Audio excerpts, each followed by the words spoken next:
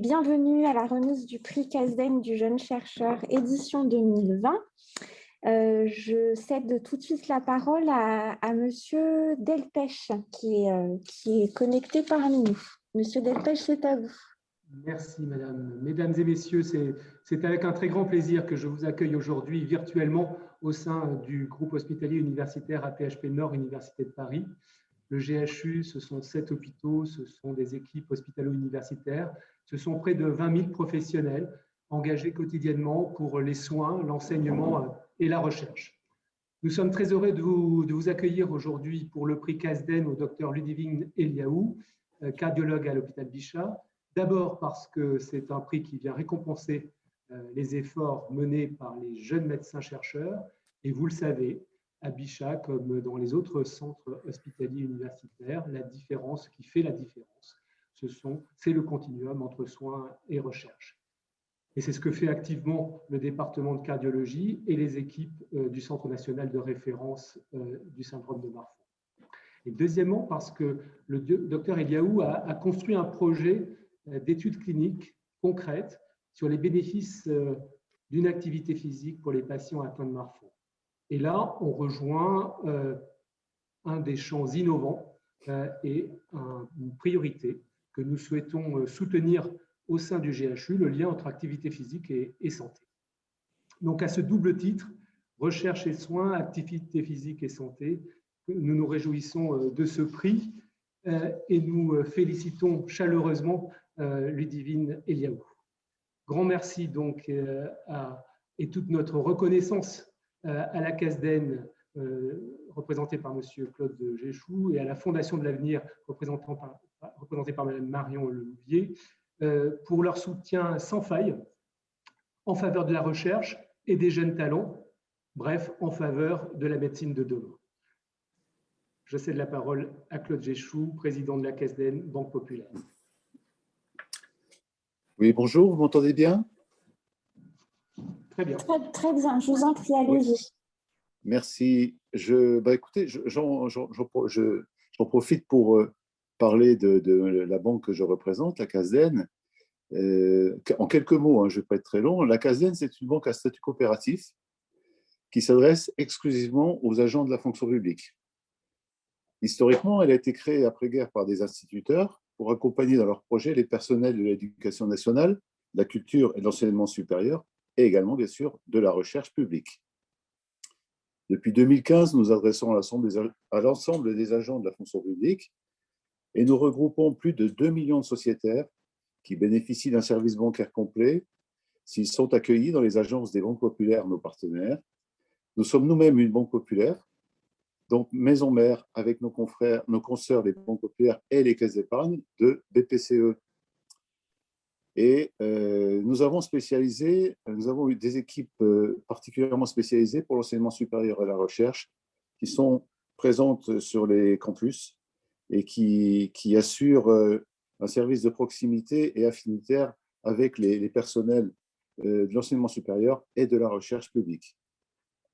Mais au-delà de notre cœur de métier, ce qui me paraît le plus important, c'est que nous sommes organisés en coopérative et nous développons nos valeurs de solidarité, d'équité, de consommation responsable, de laïcité, les valeurs du service public et plus généralement les valeurs républicaines.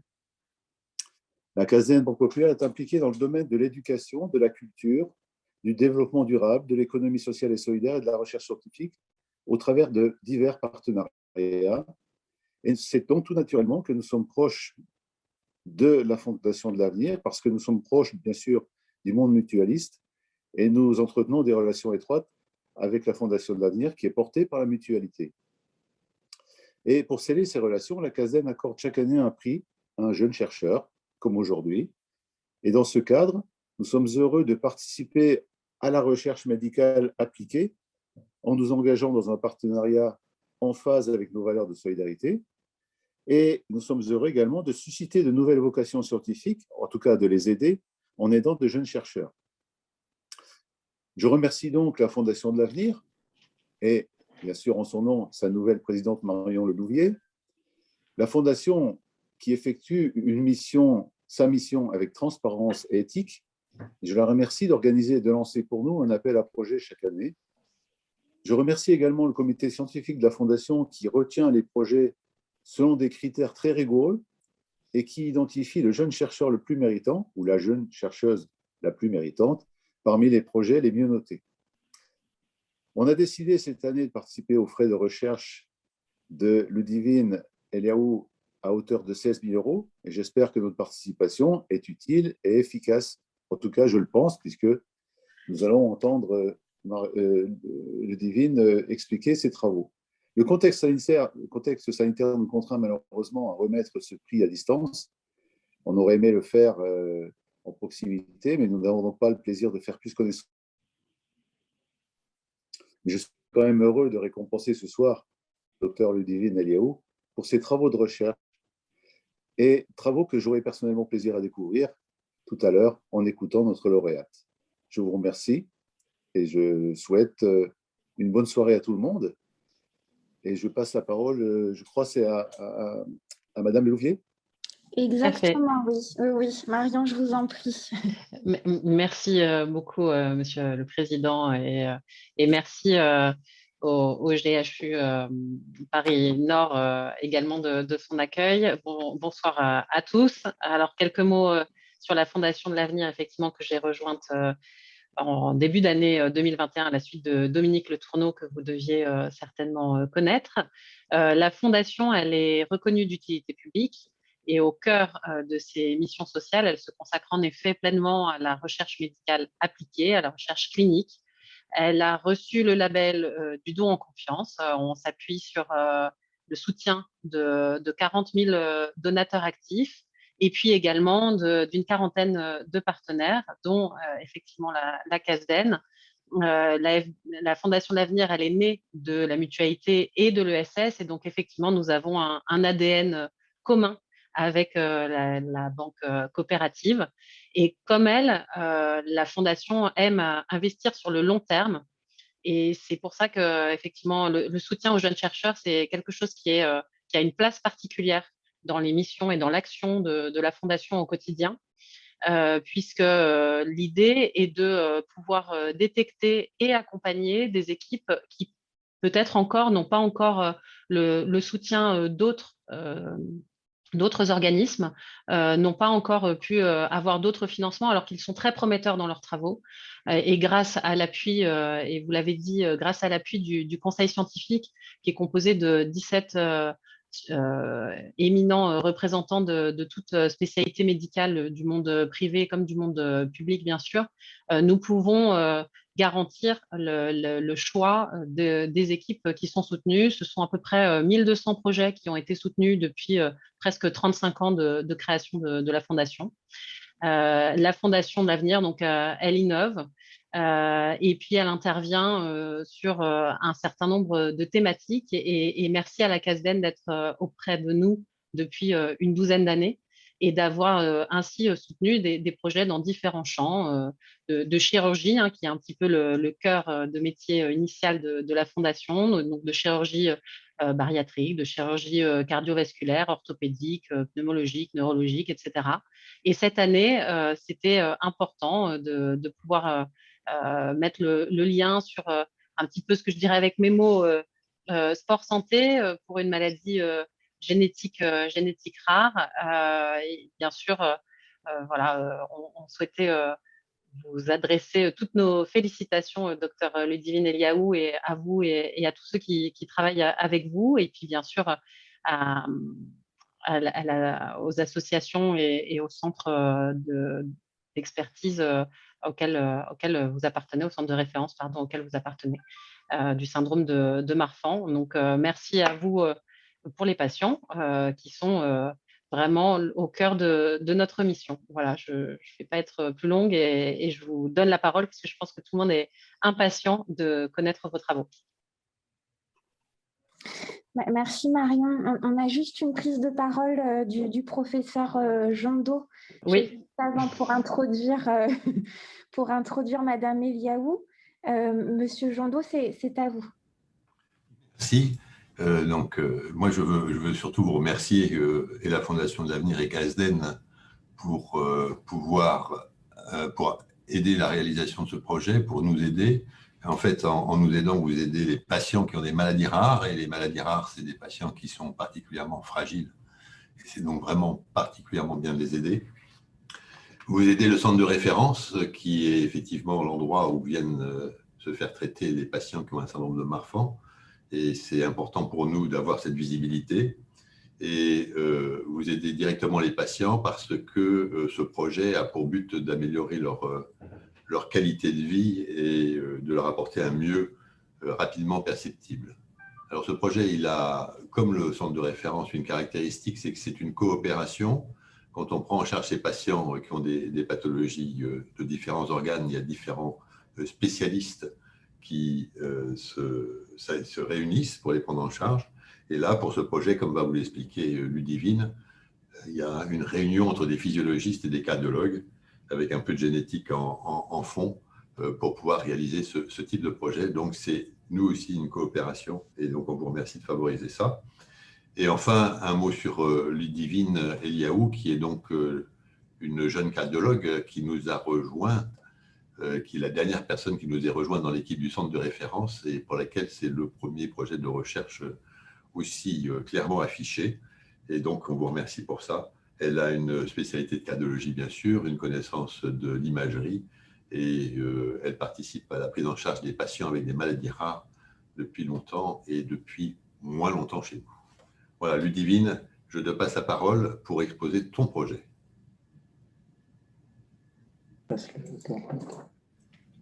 Hop. Donc, Ludivine Eliaou, on avait hâte de vous entendre avec Marion. Je vous donne la main. Comme on a vu lors des tests précédents, il va se passer quelques secondes avant que vous récupériez la souris et après, vous pourrez faire défiler votre support. Voilà, c'est à vous. Alors, bonjour à tous. Déjà, est-ce que vous m'entendez bien? Parfaitement bien. Parfaitement bien, super. Alors, voilà, déjà, je voulais vous remercier de m'avoir nommée lauréate de ce prix du jeune chercheur. Voilà, donc je m'appelle Ludivine Eliaou, je suis cardiologue. J'exerce en tant que cardiologue clinique. Je me suis spécialisée dans l'imagerie médicale et l'éducation thérapeutique. C'est vrai que, comme l'a dit le professeur Jondeau, je me suis intéressée aux maladies rares depuis le début de mon cursus et je suis très honorée de faire partie de l'équipe du professeur Jondeau au Centre national de référence du syndrome de Marfan et d'avoir pu mettre en place ce nouveau protocole, cette nouvelle recherche clinique sur les effets bénéfiques d'un réentraînement d'endurance et ou de résistance pour les patients suivis et atteints du syndrome de Marfan. Alors, du coup, ça ne passe pas les diapos. Ah.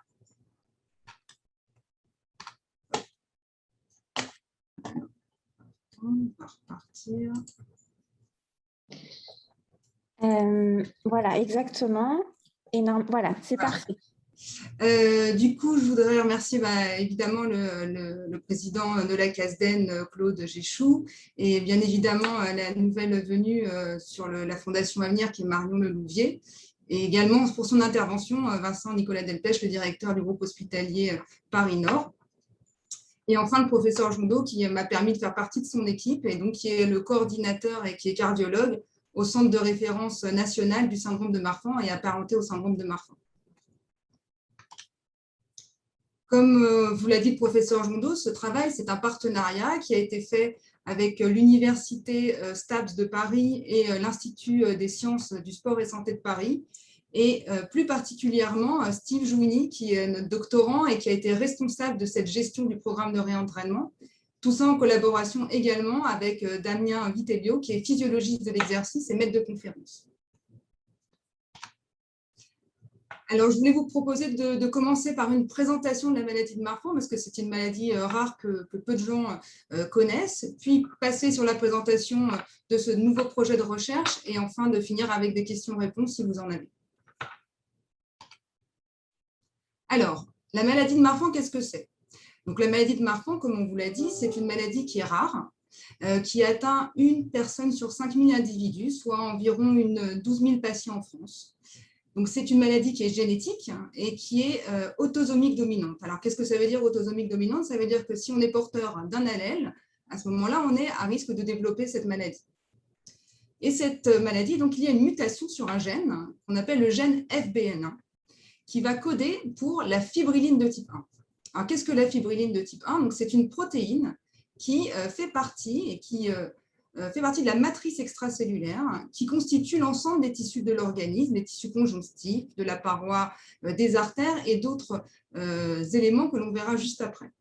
Et le fait d'avoir une mutation sur ce gène va être à l'origine d'une désorganisation des fibres élastines. Et puis, on va voir juste après les différents signes que l'on peut trouver dans le syndrome de Marfan.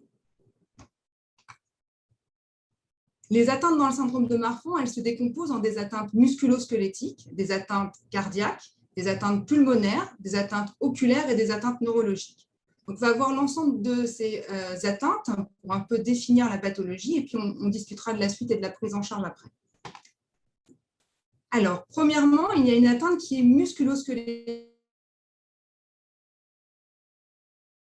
Donc, les patients qui ont un syndrome de Marfan, type très longiligne, très fin, et qui peuvent avoir des déformations du thoracique. Comme on peut voir sur ces deux photos, on va avoir un aspect de pectus, de déformation, excavatum ou carinatum en forme d'entonnoir, qui est assez caractéristique.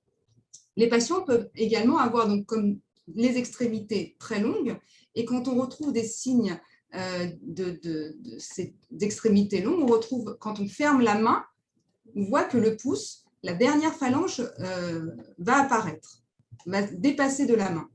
Également, sur ce signe qu'on appelle le signe du poignet, quand on va attraper son poignet contralatéral avec sa main, on va avoir un dépassement d'au moins une phalange qui montre cette augmentation de l'extrémité des membres.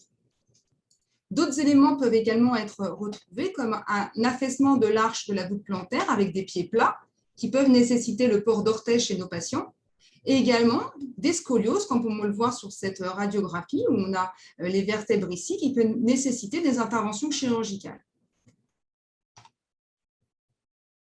Un des éléments qui a été important et qui nous a permis de se poser la question du développement de ce programme, c'est l'atteinte musculaire. Donc là, vous avez un schéma qui montre l'âge en abscisse et en ordonnée, en fait, la masse musculaire, et on voit que dès l'enfance, ce déficit musculaire est présent et va s'aggraver progressivement avec l'âge.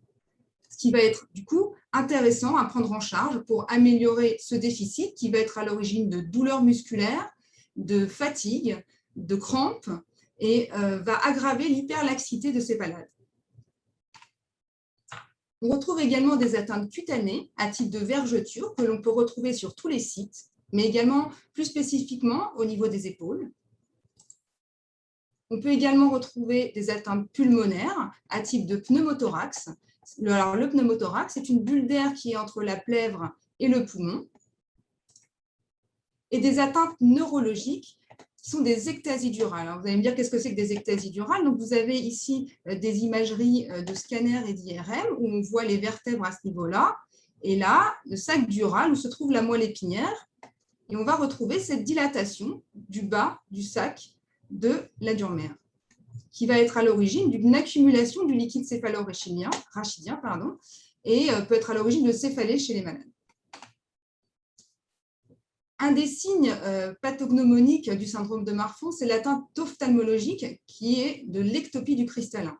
Alors, qu'est-ce que c'est que le cristallin? Donc, le cristallin, c'est ça, c'est une lentille qui est biconvexe, qui permet de focaliser les images sur la rétine. Et le cristallin est relié et retenu par des ligaments, des onules, qui, dans la maladie de Marfan, vont être altérés, peuvent se casser et avoir un déplacement de ce cristallin, une ectopie, que l'on peut visualiser sur ces images avec un examen à la lampe à fente où on voit ce décollement du cristallin, ce déplacement du cristallin. L'atteinte cardiovasculaire est donc majeure dans le syndrome de Marfan. On a une atteinte qui est aortique et également valvulaire. Sur le schéma de gauche, vous voyez un cœur qui bouge avec les valves cardiaques. On va voir le sang qui va venir de la veine cave vers l'oreillette droite, dans le ventricule droit, puis l'artère pulmonaire pour s'oxygéner, puis revenir dans l'oreillette gauche, passer par la valve mitrale dont on va parler juste après pour aller dans l'aorte, qui est un des vaisseaux touchés dans le syndrome de Marfan et qui est la grosse pompe qui va permettre de vasculariser l'ensemble des vaisseaux, soit cérébrale, soit par l'aorte abdominale, les viscères et les membres inférieurs. L'atteinte valvulaire, comme je viens de vous en parler, est liée au prolapsus mitral. Alors, le prolapsus mitral, c'est en rapport donc, avec cette valve mitrale dont je viens de vous parler, qui est le plus souvent épaisse et qui va avoir un aspect un peu de recul, qui peut être à l'origine d'une fuite. Et donc, au lieu de passer normalement vers l'aorte, le sang va régurgiter, repartir du ventricule gauche vers l'oreillette gauche et peut être à l'origine d'un essoufflement des malades. L'atteinte cardiovasculaire va être liée à la dilatation aortique. Donc, comme je vous l'ai expliqué, l'aorte elle sort du cœur et on a la partie initiale de l'aorte ascendante avec les sinus de Valsalva qui sont intéressants et qu'on étudie dans le syndrome de Marfan. La crosse aortique, l'aorte descendante, puis au-dessous du diaphragme, l'aorte abdominale. On va s'intéresser surtout à cette dilatation de l'aorte ascendante, puisqu'on va voir qu'elle va avoir un effet pronostic, et on va mesurer ces diamètres par la réalisation d'une échocardiographie, où on va mesurer ce qu'on appelle donc les sinus de Valsalva, qui sont le début de l'aorte ascendante, puis la jonction sinusotubulaire, et enfin l'aorte ascendante tubulaire. Le pronostic de cette maladie est lié à ce qu'on appelle la dissection aortique. Alors, qu'est-ce que c'est que la dissection aortique? En fait, c'est une rupture, une éruption de sang qui va séparer les deux parois de l'aorte et créer deux chenaux, un vrai chenal où le sang circule et un faux chenal lié à cette déchirure. Comme on peut le voir sur cette image de scanner, on voit l'aorte à ce niveau-là avec un flap intimal, donc une dissection qui va s'étendre sur la crosse de l'aorte, puis l'aorte descendante, et qui est révélée le plus souvent par des douleurs thoraciques très intenses, limite syncopales, avec des irradiations postérieures, comme on peut se l'imaginer sur cette dissection, cette déchirure de la paroi. C'est bien évidemment une urgence thérapeutique, une urgence vitale pour laquelle une chirurgie est préconisée rapidement.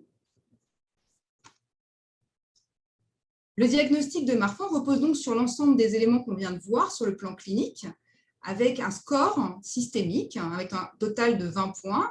Quand on a un score supérieur à 7, on considère qu'on a une atteinte systémique clinique du syndrome de Marfan.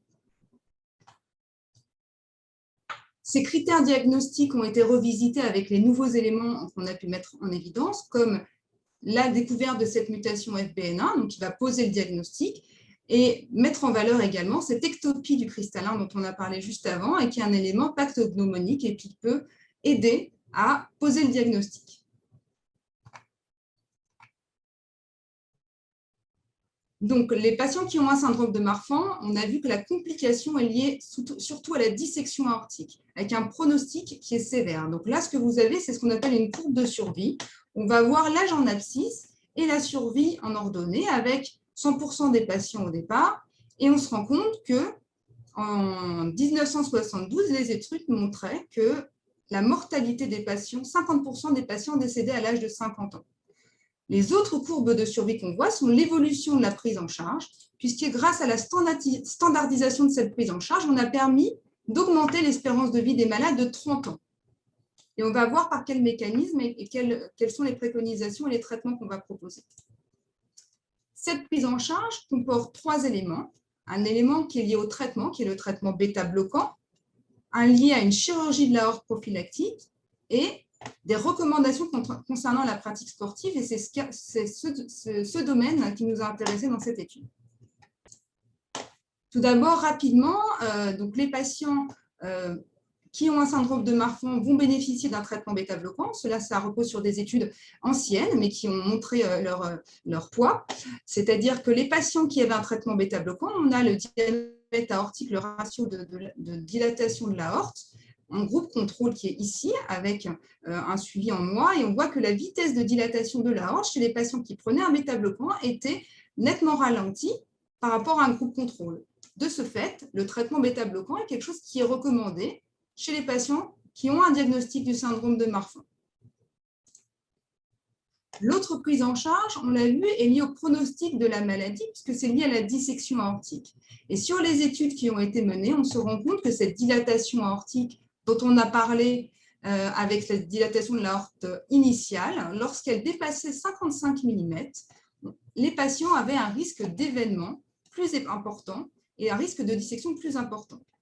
De ce fait, les recommandations européennes indiquent une chirurgie de l'aorte prophylactique au-delà de ces 50 mm ou au-delà de 45 mm si nos patients présentent des facteurs de risque tels que des histoires de dissection dans la famille, une augmentation rapide des diamètres aortiques, le fait d'avoir une insuffisance mitrale, donc comme on l'a vu liée à ce prolapsus mitral sévère, ou un désir de grossesse. Ces interventions vont comporter en fait un remplacement de cette aorte malade. Donc en pratique, ce qui va se passer, c'est que vous avez votre cœur ici. Ici, c'est la valve aortique dont on a parlé, qui se retrouve ici sur ce schéma. On va aller couper la partie de l'aorte qui est dilatée et la remplacer par un tube endacron. La plupart du temps, on essaye de préserver la valve native, c'est-à-dire qu'on va prendre la valve du patient et on va la réinsérer sur le tube pour permettre d'avoir l'absence de traitement surajouté. Parce que si on n'arrive pas à garder cette valve, on va pouvoir proposer des prothèses aortiques qui vont être soit du métal et qui vont avoir une durée de vie longue, mais nécessitant un traitement anticoagulant qui fluidifie le sang avec des inconvénients, soit des prothèses biologiques qui sont un tissu, mais qui vont avoir un risque de dégénérescence, de fatigue, de dysfonction qui vont être plus importantes, avec une durée de vie d'environ une dizaine d'années, et donc nécessitant une intervention chirurgicale secondairement. Alors maintenant, je vais vous parler un peu de ce qui nous intéresse, c'est-à-dire les recommandations concernant la pratique sportive. Donc déjà, il faut déjà comprendre quels sont les différents types d'exercices pour comprendre ce qu'on peut recommander à nos patients ou pas. Les activités aérobies, ce sont des activités d'endurance. Donc, par exemple, quand on court, on fait de la course, du cyclisme, de la natation, c'est ce qui va consommer de l'oxygène, qui va vasodilater les artères et ne pas avoir de montée tensionnelle importante. Contrairement aux activités qu'on appelle anaérobies, donc qui vont être au maximum de ce qu'on va pouvoir faire, qui sont souvent de petites intensités, pas des sports d'endurance, qui vont consommer autre chose que de l'oxygène, qui vont être plus néfastes et vont être à l'origine d'une élévation de la tension artérielle. Et enfin, les exercices isométriques. Alors, isométrique, ça veut dire quand on est en contraction, donc soit cinétique, c'est-à-dire qu'on va avoir un mouvement de contraction et d'amplitude de son membre, ou statique, c'est-à-dire quand on tient des haltères et qu'on ne bouge pas. Et ça, par cette contraction musculaire, cette vasodilatation habituelle ne va pas se faire et on va avoir une élévation de la tension artérielle. Donc, vous m'entendez parler de beaucoup de tension artérielle parce que dans la maladie de Marfan, ce que l'on veut essayer sur cette aorte qui est fragile, qui peut être dilatée, c'est d'éviter des montées tensionnelles importantes pour éviter des risques de complications. Sauf que la plupart des activités physiques vont combiner ce travail musculaire dynamique et statique et cette énergie aérobie et anaérobie. De ce fait, il y a eu des recommandations pour définir les différents types d'activités physiques en fonction de leurs composantes statiques ou dynamiques. Par exemple, quelqu'un qui va faire du bowling, du golf, va avoir une activité physique peu intense, en contrario à quelqu'un qui va faire du triathlon, de la boxe, des choses comme ça. De ce fait, les recommandations pour la pratique sportive chez les patients qui ont un syndrome de Marfan, c'est d'éviter d'avoir ces montées tensionnelles. On va donc recommander de faire du sport, mais sans esprit de compétition, c'est-à-dire ne pas aller au maximum de ses capacités, de limiter les accès brutaux et les chocs avec les autres joueurs, de se limiter à 50% de sa capacité maximale et d'éviter les sports qu'on a vus donc isométriques qui vont faire monter de manière importante la tension artérielle. En pratique, on va leur remettre une liste de sports qui vont être autorisés donc sans restriction parce qu'ils ont une faible composante statique et dynamique.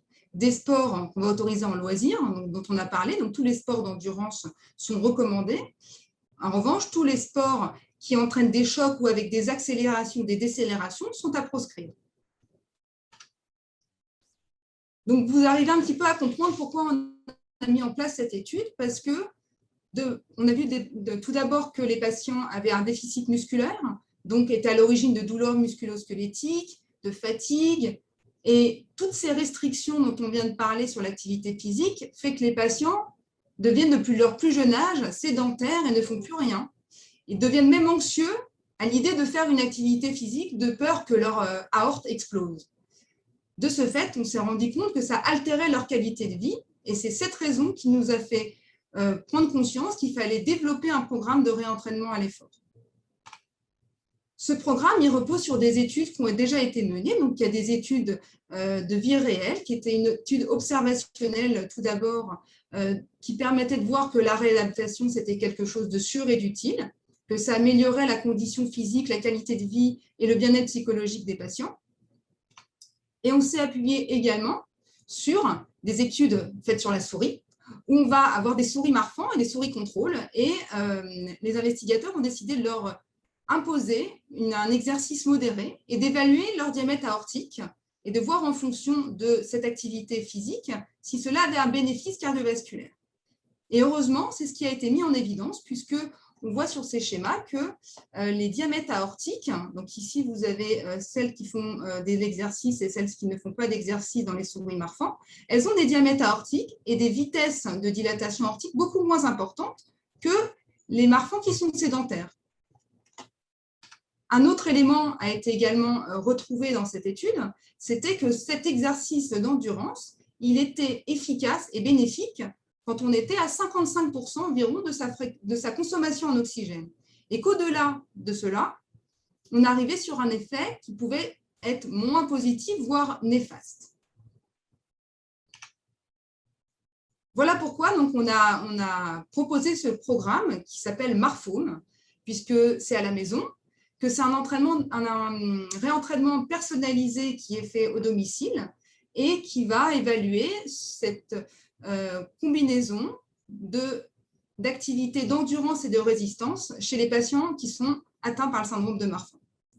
Notre objectif principal défini, c'était de voir si ça améliorait leur qualité de vie et on espère évaluer également si juste un sport de résistance, de musculation et d'endurance va permettre d'adapter un programme de réentraînement aux patients suivis pour le syndrome de Marfan.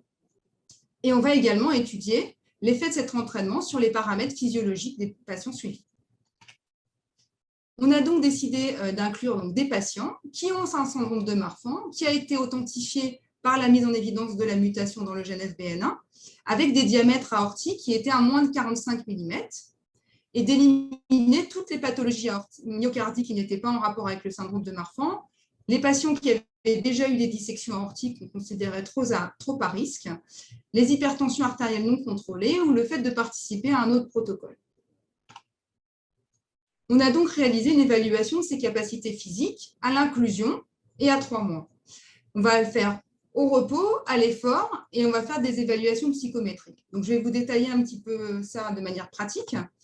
Le patient vient au centre de référence, on va l'examiner, faire une mesure de la tension artérielle, s'assurer qu'il n'y a pas de tension artérielle élevée, vérifier qu'il répond à un traitement médicamenteux par un bêta-bloquant ou un autre traitement qui est protecteur. On va réaliser un électrocardiogramme et, comme on l'a vu, une échocardiographie afin de s'assurer de l'absence de dilatation aortique au-dessus de 45 mm.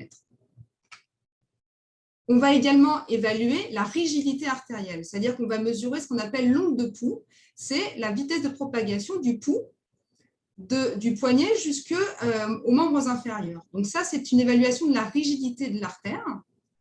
Et l'autre évaluation qu'on va faire, on a parlé de la masse musculaire des patients, donc on va évaluer cette masse musculaire par une balance à impédance métrique. En pratique, l'évaluation aérobie musculaire, ça va être ça. Les patients vont venir, vont faire un test d'effort avec une mesure de la consommation en oxygène, ce qui va nous permettre d'évaluer leur capacité physique, leur capacité aérobie et de pouvoir définir avec eux leur programme d'entraînement. Par la suite, ils vont faire ce qu'on appelle la répétition théorique maximale, c'est-à-dire qu'on va leur faire porter des charges avec une incrémentation du poids de ces charges et on va essayer d'évaluer la répétition maximale théorique que l'on va estimer de manière artificielle, puisqu'on ne va pas jusqu'au bout de leur capacité, puisque les patients, on va éviter d'avoir des montées tensionnelles. Et grâce à ça, on va avoir une évaluation initiale. Les patients vont bénéficier de ce programme de réentraînement et ça va nous permettre de les réévaluer et de voir si on a une amélioration de leur puissance, vitesse, force musculaire.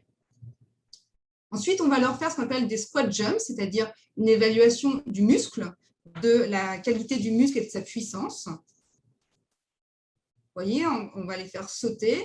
Et donc, ça va permettre d'évaluer l'élasticité du muscle, le fait de revenir à sa position initiale, qui est une évaluation de la puissance du muscle.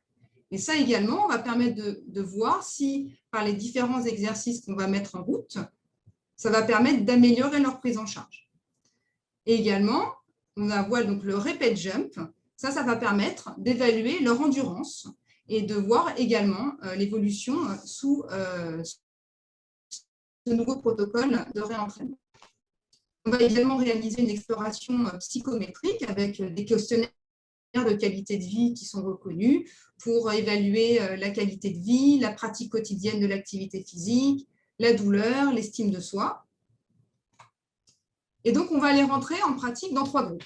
Donc, on va prendre un groupe où ils n'ont pas d'entraînement, un groupe où on va favoriser uniquement le réentraînement aérobie, donc le réentraînement d'endurance,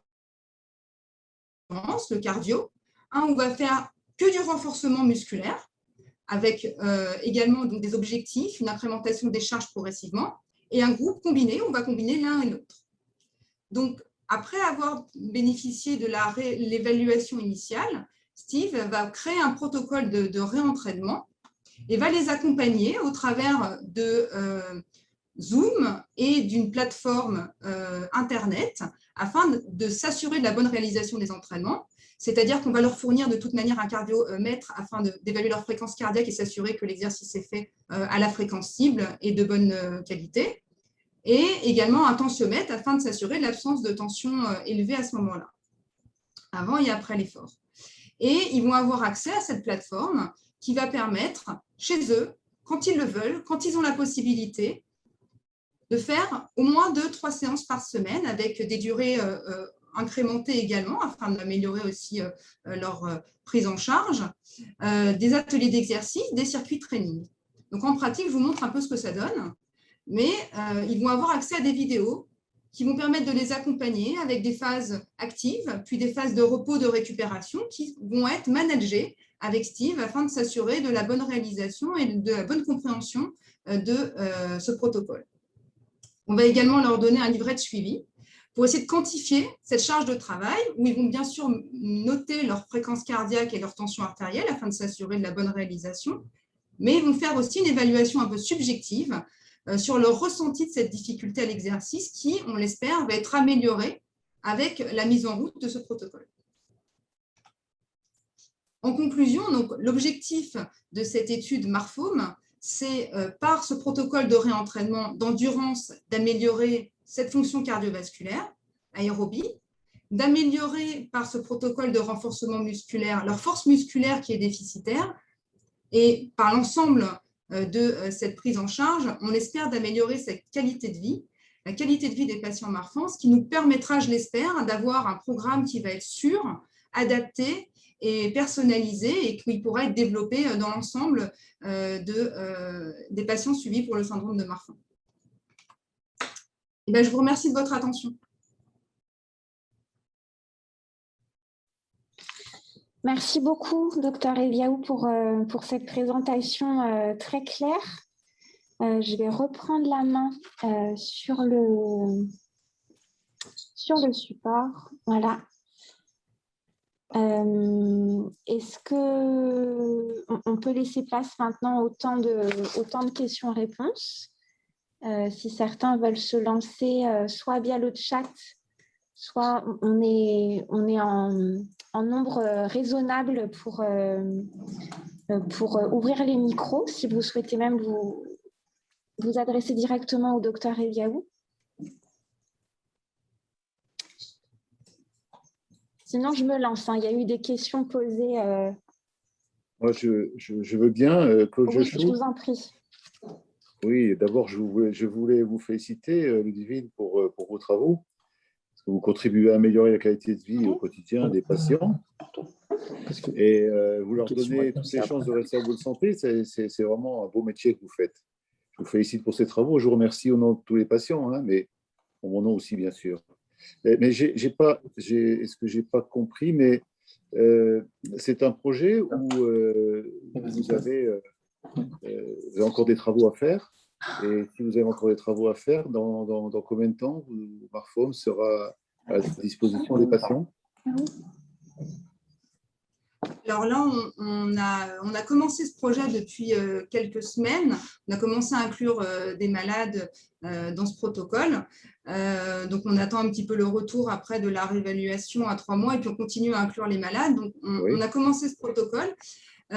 Par contre, ce qui nous manque un petit peu, et c'est grâce à votre contribution que ça va permettre d'améliorer un peu ce projet, c'est une évaluation tensionnelle fiable. C'est-à-dire qu'habituellement, quand on leur prend la tension, on le fait avec un brassard à tension qu'on a à l'hôpital, et quand on prend la tension sur un effort musculaire, la tension qu'on prend, elle prend une minute à se prendre en fait. Et donc, on n'a pas une évaluation sûre de cette tension artérielle à l'effort et une évaluation précise. Donc déjà, en fait, on va acquérir grâce à ce partenariat avec vous, un appareil qui va nous permettre d'avoir une évaluation sûre de cette tension artérielle et également d'avoir une meilleure évaluation musculaire, parce que vous avez vu qu'on fait des évaluations en fait, qui vont comprendre en fait, un groupe musculaire.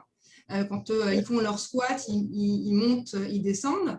Et on espère que par une évaluation plus précise, on va pouvoir permettre d'avoir une évaluation tensionnelle adaptée au type d'effort qu'on va proposer aux malades.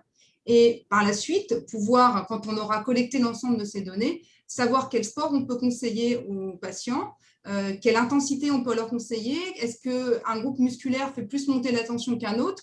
Et on espère que dans les mois à venir, on aura un programme personnalisé qu'on pourra développer pour l'ensemble des patients suivis pour le syndrome de Marfan. Très bien, félicitations. Et j'espère, je pense que vous allez réussir, bien sûr, c'est évident. Merci à vous. Est-ce qu'il y a d'autres questions au cas où? Sinon, alors, oui, moi, oui. Sandrine, je vous en prie, allez-y. Oui, alors Nathalie, moi je me posais la question, à quel âge le plus précocement on peut détecter ce type de maladie? Voilà, parce que c'est vrai que on voit qu'il y a des signes, comme vous l'avez montré dans la morphologie, mais est-ce qu'on ne peut pas détecter, j'ai envie de dire, dans le fœtus de l'enfant, enfin dans le fœtus? Alors, habituellement, donc, soit les patients ils sont adressés, parce qu'il y a ce morphotype qui est assez caractéristique, donc on a des patients, des jeunes patients qui viennent pour lesquels on peut poser le diagnostic par des signes cliniques et après on les conforte par la recherche de la mutation. Après, on a des patients en fait, qui ont le syndrome de Marfan et en fait, on va faire du dépistage familial, donc on va détecter la maladie chez leurs enfants et en fait, on espère pouvoir proposer ça même aux jeunes enfants. Ça a été déjà commencé dans d'autres équipes de proposer aux enfants qui ont un syndrome de Marfan de développer un protocole de réadaptation. Donc, dès le plus jeune âge, en fait, on peut proposer ce protocole, je pense. Alors moi, j'ai découvert que le général de Gaulle était atteint de la maladie de Marfan. Vous me confirmez? Oui, il paraît. Oui, il est mort à 79 ans.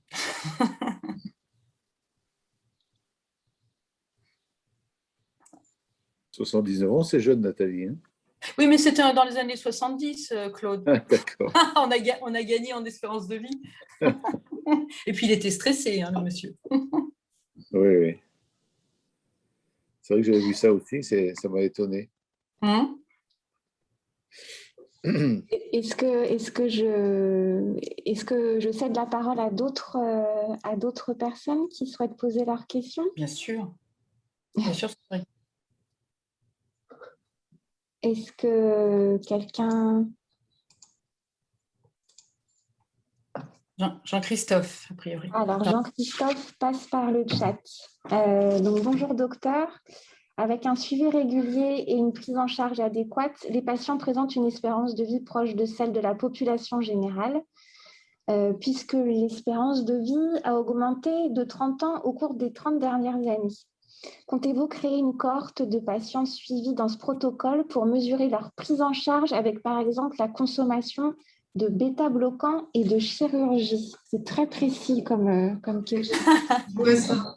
Alors on espère pouvoir créer une cohorte pour suivre ces patients-là et voir un petit peu déjà le bénéfice en termes de qualité de vie, en termes de muscles et d'évaluation de la tension artérielle, de réduction de la tension artérielle. Donc, on a déjà ce premier point pour lequel on attend déjà des informations. Après, si cela permet de retarder en fait la chirurgie parce qu'on aura comme les souris, une faible élévation, augmentation de la dilatation aortique, je l'espère. Concernant les bêta-bloquants, pour le moment, on n'en est pas encore là. Je pense que c'est vraiment un traitement protecteur, donc je ne suis pas sûre que ça va diminuer la consommation, mais peut-être ralentir augmenter l'âge d'une intervention prophylactique.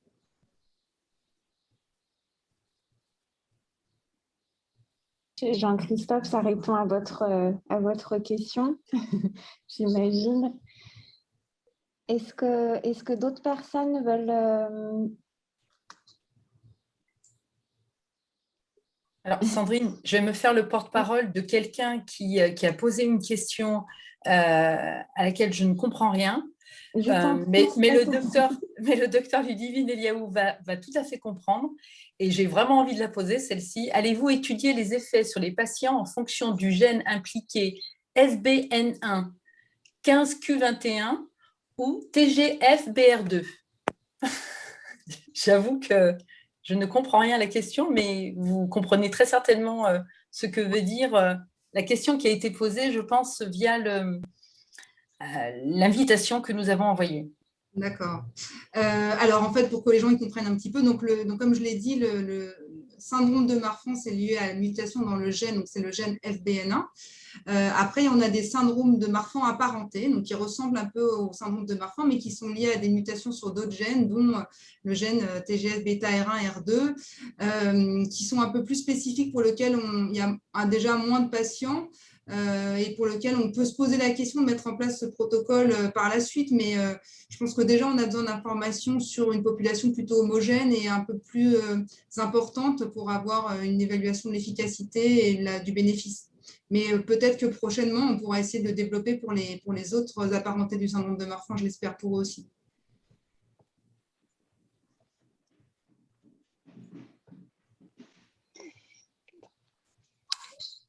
Merci. Ça a répondu à la question. Merci, docteur. Je vois l'heure tourner. On va vous poser une dernière question avant de conclure.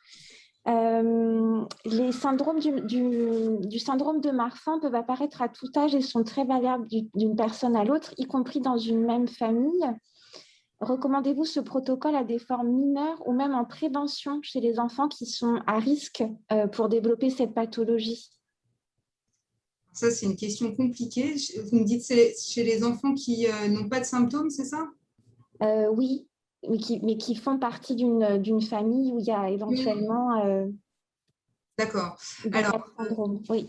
Actuellement, ce qu'on recommande quand on est, alors même cliniquement pas atteint, mais qu'on est porteur de cette mutation-là dans le gène, on recommande de toute manière la même prise en charge qu'un patient qui a des symptômes cliniques. Donc, on va leur prescrire de toute manière des bêta-bloquants et ils vont avoir les mêmes recommandations pour l'activité physique.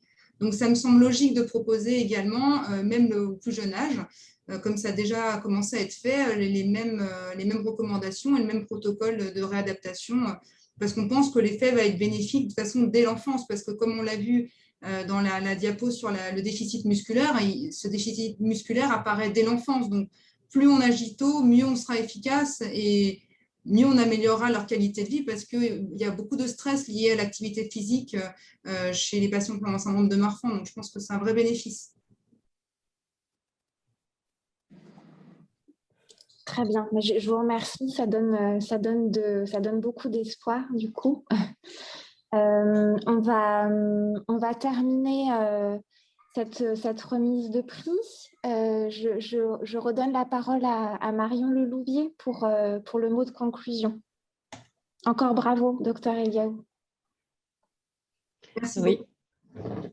Oui, voilà, mais c'était simplement pour vous féliciter effectivement à la fois pour vos travaux et j'espère que On espère que vous allez pouvoir inclure tous les patients, mais je ne doute pas, compte tenu de ce que vous avez présenté, qu'ils soient très motivés pour rentrer dans le protocole.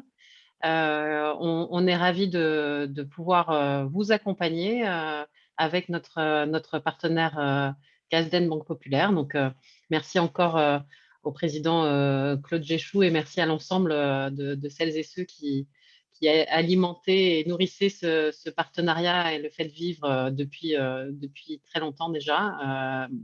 Et puis, surtout, on vous souhaite une bonne continuation, encore une fois, au profit des patients, puisque finalement, c'est ce qui nous réunit tous ce soir, je pense, d'accompagner le plus tôt possible et le mieux possible les malades à améliorer leur qualité de vie. Vous l'avez tous dit, vous l'avez très bien dit, et à développer la connaissance scientifique aussi pour que chacun puisse trouver plus facilement des traitements et être en relation. Donc, on va faire en sorte que ce petit événement qu'on n'a pas pu réaliser en présence puisse avoir un peu d'écho et donc relayer ce que vous faites au centre de référence du syndrome de Marfan et puis dans vos différentes équipes. Donc, on est ravis d'être aux côtés de la PHP sur toutes ces questions et on est bien sûr à votre disposition. On espère qu'on aura bien d'autres projets par la suite à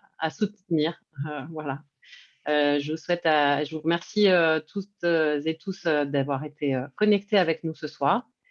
Et puis, je vous souhaite une bonne continuation dans tous vos projets et un bel été aussi. Merci à vous. Merci, bonne soirée. Merci beaucoup, Marion. Et Monsieur Géchou, est-ce que vous souhaitez ajouter quelques mots ou... Je vais vous rallumer votre micro, c'est pour ça. Non, c'était pour dire bonsoir à tout le monde, souhaiter une bonne Très soirée. bien. J'étais heureux de participer à cette remise de prix. Très bien. Merci, bonne continuation. Merci à tous. Au revoir. Bonne soirée, au revoir. Merci, Au revoir. docteur.